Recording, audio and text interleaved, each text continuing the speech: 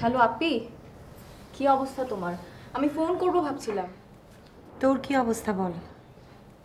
এই তো, আমার শাশুড়ি বিষয়টা ভালোভাবেই নিলেন, কিন্তু আনিস তো কিছুই মানছে না, আবার আমাকেও ছাড়ছে না।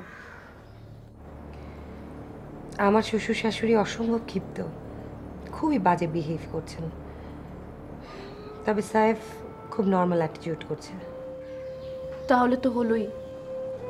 না রে, নর্মাল অ্যাটিটিউডটাই আমার ভালো লাগছে না, আমার খুব অ্যাবনর্মাল লাগছে।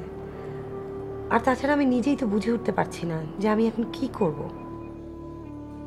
আমিও বুঝতে পারছি না আপি, কি দুর্বিষহ জীবন শুরু হলো আমাদের। এদিকে বাবাও খুব টেনশন করছেন। দেখি ফোন দিয়ে বাবাকে একটু আশ্বস্ত করা দরকার। দে, ফোন দে। আয় না ভূমি, একদিন বাসায় আয়। কোন বাসায়? আমার বাসায় আয়। আমার যাওয়া হবে বলে মনে হচ্ছে না। দেখি, আনিসের সঙ্গে কথা বলে দেখি। যদি যাই তাহলে আর ফিরে আসবো না। মাথা গরম করিস না বোন, একটু ঠান্ডা হ। তাও তো তুই অনেক ভালো আছিস, তোর শাশুড়ি তোকে মেন্টাল সাপোর্ট দিচ্ছে।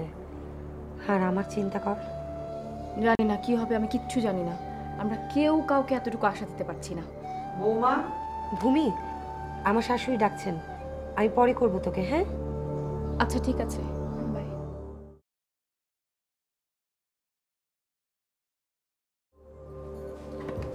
কার সাথে কথা বলছিলে? ভূমি মা, আমার ছোট বোনের সাথে। ওর কি অবস্থা? বিষয়টা শোনার পরে শাশুড়ি মেনে নিয়েছেন। তার মানে তুমি কি বলতে চাচ্ছ? না মানে, আপনি জিজ্ঞেস করলেন তাই বললাম মা, আমি আসলে অন্য কিছু বোঝাতে চাইনি। সরি। সাইফের সাথে তোমার কথা হয়েছে? কি বিষয় মা? কি বিষয় মানে? আকাশ থেকে পড়লে মনে হচ্ছে। আমার বিষয় নিয়ে আমি ওকে বলেছি ও কি করতে চায়। ও কি বলল? ও কিছু বলেনি, শুধু বলল তুমি যখন এতদিন বিষয়টা আড়াল করে রেখেছ, আমিও না হয় শোনার পরে কিছুদিন আড়াল করে রাখি।